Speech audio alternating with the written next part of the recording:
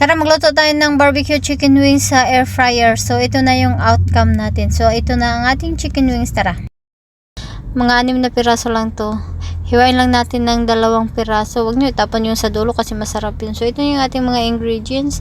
Ihalo-halo lang natin lahat ng mga ingredients para sa ating marinating. So, ayan na siya. Halo-haloin lang natin lahat para mas masarap at malinamnam. Punasan natin ng kitchen towel ang ating chicken wings para mag-dry siya. Para manunuot ang ating sauce. And then, i-rub-rub lang natin, i-massage natin para manunuot talaga siya. Ilipat natin sa malinis. Then, i-marinate natin ng 30 minutes sa refrigerator. Ayan, ready na siya for cooking. Ayan, ilagay natin sa air fryer para mas madali at wala ng mga oil na tatalsik pag nagprito tayo, 'di ba? So ayan, madali lang siya, within 15 minutes luto na siya.